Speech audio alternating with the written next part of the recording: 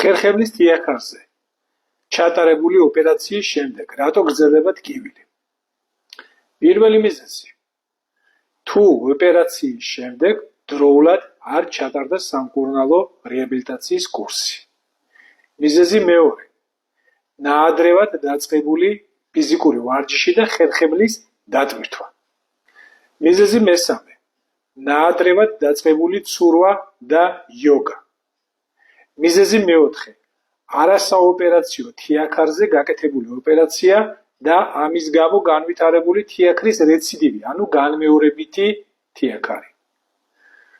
ეხლა აგიხსნით რა უნდა გაკეთდეს ხერხემლის თიაქარზე ოპერაციის შემდგომ, რომ არ გაგრძელდეს ტკივილი. პირველი რჩევა.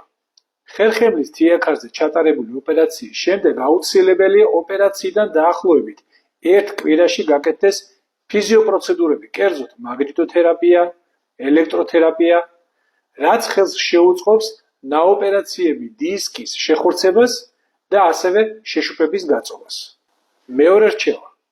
სამკურნალო ვარჯიში აუცილებელია დავიწყოთ ოპერაციიდან დაახლოებით 2-4 თვის შემდეგ, მხოლოდ კვალიფიციური რეაბილიტოლოგის მეთვალყურეობის ქვეშ და არა ინტენსიური ვარჯიში დარბაზში. მესამე რჩევა.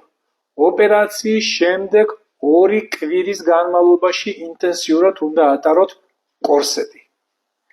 მეოთხე რჩევა. ოპერაციის შემდეგ 7-9 თვის განმავლობაში კატეგორიულად დაუშვებელია ცურვა, სიმძიმეების აწევა და იოგა.